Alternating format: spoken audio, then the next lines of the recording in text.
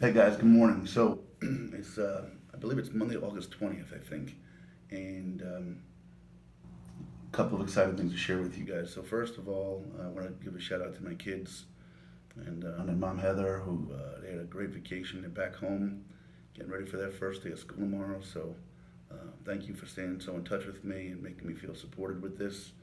Thanks for being good for your mom, and Heather, as always, thanks for doing everything that you did and have been doing and will continue to do when I basically dumped all the Uber responsibilities into your lap and your support. So I love you guys for that. Thank you. Um, Ironically, talking about the first day of school, uh, I'm actually situated in a dorm room at Missouri S&T, and that's a really cool story. And I'll give you a quick look around. So this was my nice little window on the fourth floor, if you can see outside, and my bed last night, my dresser, and I'm at a desk right now. It's just very cool. Um, there's a lot to talk about and share with you. I'm sorry about the little cockeyed there. Oh well, it is what it is. Um, so as I talked to you guys last evening, I got an invite to come to a barbecue that Neil and Elizabeth, I guess Neil's group, he's the director of the diversity program here at S&T, and his wife Elizabeth had invited me. Great people. As the afternoon was winding on, I never kind of know where I'm staying and if I have a place. And I was starting to kind of look uptown here as to what my options were. And Neil said, "Hey, I made some calls. We're going to see if we can get you into an empty dorm room." And I was really excited because the thing is kind of cool. It really is. I mean, I haven't been in a dorm room in years. And he came through and said, "Sure enough, I got you set up." So they drove me over here to the dorm, and I came up to room 423 at S&T, and I think it's the North Tower. That's important. I'll tell you later on. Anyway, so I came up here and got my bag settled and got a key to the room, and I was just loving it.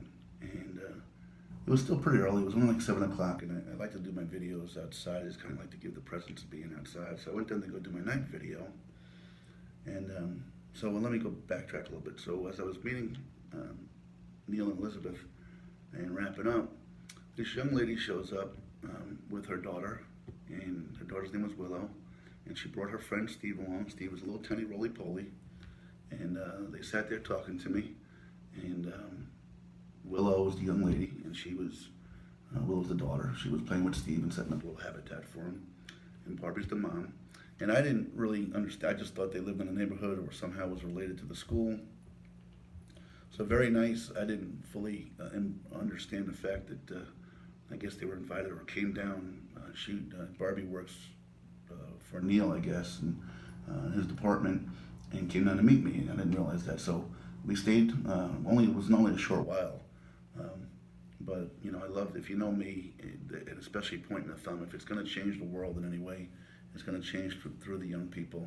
Um, um, so I got somebody talking smack about other tech schools. Anyway, so I just have a spot for the kids. If you heard my journey earlier on, one of the most special things happened because a gentleman named Scott Redding had reached out to me and said, "Hey, if you need a place to stay tomorrow, stay here." And when I looked at where he was 20 miles south of where I was, which not a big deal by car, but if you're walking 20 miles off the beaten path, it beats you up. So I sent him a text and said, "Look, I don't want to seem unappreciative, but I appreciate it," and kind of squared up. And his response is what moved me. He said, "Look, I understand entirely. I'm just kind of disappointed. I wanted you to meet my kids." And his kids aren't young. They were from 13 up to 20. But again, you mentioned kids, and now I want to do anything I can to get there. Um, in fact, one of the things that I'm wondering about or haven't heard about, I'm jumping all over the place as usual. A young lady, a teacher up in Massachusetts, was supposed to have her school kind of following me, and I didn't know if they did that. And I think it's because there is some educational purposes to what I'm doing. At least I think there is. Some days there's snarkiness and dopiness on my part, but some days there's some value too. I mean, heck, you got to hear the Gettysburg Address and see Lincoln's Tomb, and you got to learn about Asperger's syndrome, and we talked about some bipolar, and we talked about other social issues. So, and I've shared landmarks along the way, and got to see the Wagon Wheel Motel. So there's a lot of education. But anyway, the kids do it for me, and that day, Margie Jacobs was kind enough to drive me down to Scott's house, and like I said, if you've heard me talk a lot, Scott's become I would say literally one of my best friends and been integral in this journey. He's been helping me out, offered ideas. In fact, I'm going to be joining the fantasy football league his family's running next week, which I will win. Um, but I'll just have to deal with that. But it's because of his kids that was the motivation to get down there and talk to him. And so anyway, when Barbie showed up with little Willow yesterday, it was so nice to just kind of talk to a little one. She doesn't necessarily understand at her age what I'm doing, but someday she may. Someday, mommy will remind her to take a picture and show her that was the guy that walked across the country. Remember, he taught you to point the thumb at yourself. So when I went downstairs last night after checking in, and I said goodbye to Neil and Elizabeth and gave him a hug, I got a text from Barbie saying, "Hey, we're barbecuing, and you're welcome to come on down. I understand if you can't, but we'd love welcome you down here. We can come pick you up if you want." So of course, me and my typical mind did two things. One, kids, people. This journey's about people. The more people I can meet, the better it is for me. It was still early in the night, and the better it is to spread the message. So check for that. Then me, with my assuming mind, not bright, goes, "No, don't pick me up. I'll walk down there. I'll walk to you. Just give me the address," thinking that she just walked to the backyard barbecue, and she's going to be a few blocks away. So why am I going to make you pick me up? I don't want to put people out. So I'll walk there. Well, guess what? She drove to the barbecue. She lived a mile and a half away from where I was at the moment. So I started walking down there. And there's so much to tell. I may even run long today. So on the way, a couple of things happened that I thought were pretty interesting about the people that know me and the people that maybe don't even know me yet. As I said, I've always been that person that people go to for advice or understanding. I'm not sure why that is. I'm not sure why people seem to gravitate to me a little bit. But so between talking to my family back home and speaking with Jamie, who I think I've come to reconcile with, so there's some peace there and some love there. I was talking with Scott at length, and the sun's coming through the blinds right now, pretty bright. If you see my face light up, wow, that sun's coming up. So anyway, maybe if I turn this on a little bit, it won't be quite as bad. So I spoke with Scott for a while about some of the challenges coming ahead, because he kind of likes to get out. Him and Steve like to get out ahead of me. But then I got a text message from somebody that I think kind of shows what this journey's about, or maybe what I'm about. And I'm maybe going to pat myself on the back a little bit, but I got a text message from somebody who I've been staying in touch with. Very cool person, but really only met them for a day or so on the journey. Hang on, guys. I'm just going to close these blinds so that the sun is not super crazy here. Yeah, there we go. It's a little better. And I got a text, and the text basically said, "Hey, can you call me? I need somebody to keep it real with me." So I said, "Yeah, just give me a few minutes." And I called this person, and I was concerned, thinking that it might have been something with her partner that I met when I met them. I hoped everything was okay. And she said, no, it's not that. She said, "I found 7 lumps in my breast today, and kind of not sure how to deal with that. And I'm a contract worker. I don't have any health insurance, and what do we do?" So again, I'm going to pat myself on the back. That's flattering that somebody thinks enough of me. A, that I'll tell it like it is and keep it real. I don't know what I got on my face right there. But B, that under those circumstances, that it was me she reached out to. I don't know. I just felt it was, certainly, I'm not trying to minimize what she's going through.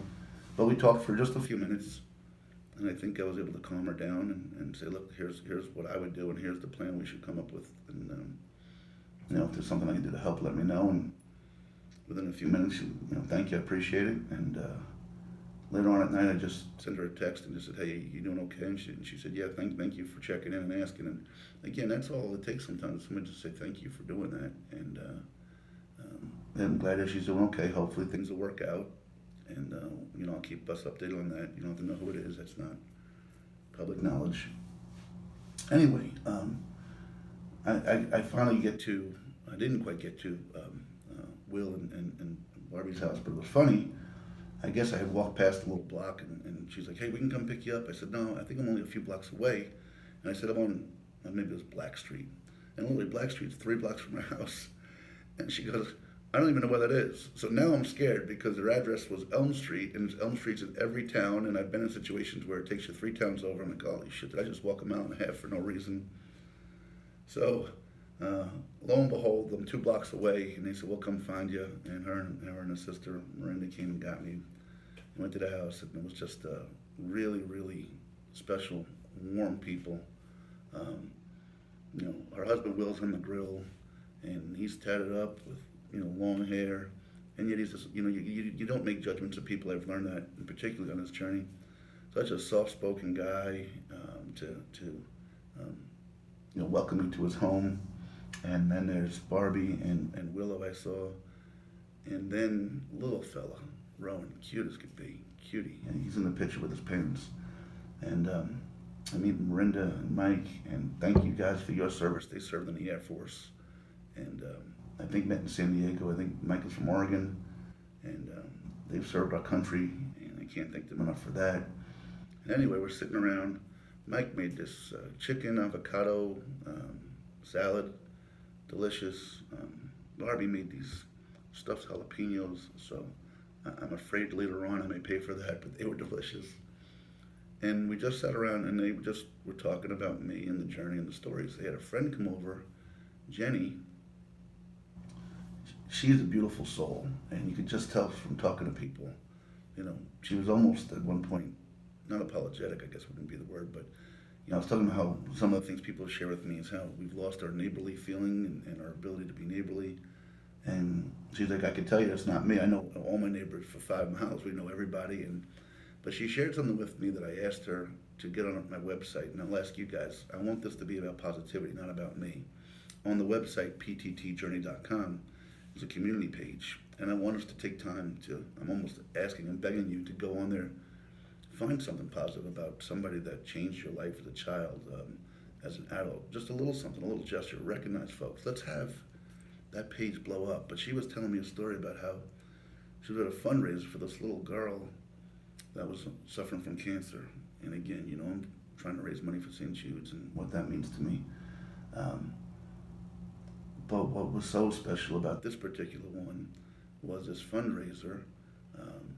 This little girl was at the fundraiser, and the people got to see it, the joy in her face and the experience. And I'm sure there were a lot of tears shed, but yet at the same time, what a special moment to be able to, it's great that we raise funds for kids and causes, and to be able to talk to and touch and see the cause right in front of you is really powerful. So I met Jenny, and she had a couple of ones there, but they were playing with the other kids at that point. They all kind of scuttled around the house, and I didn't get a chance to meet them as much.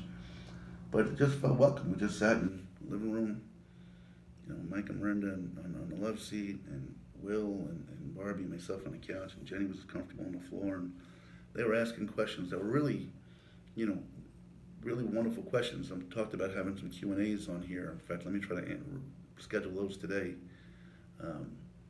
and announce those. But this is what it was like. It was like a Q&A session, and they got to hear my stories, some of my theories, me sharing, and I hope it was as meaningful to them as it was to me. So as the night got on a little bit, I said, let me get back, so I'm going to wrap this up pretty quick.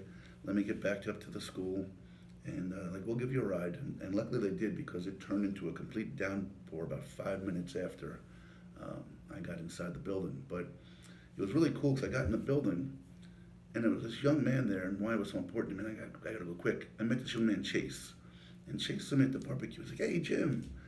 So talked about what I was doing, and I went up the elevator to my room, and took a picture with Chase. And it's the Chases of the world. It's the little Willows and the Rowans of the world that are going to change and embrace this point to thumb. It's us parents that are going to instill this in our children, and teach kind of owning things and taking responsibility and being accepting of others.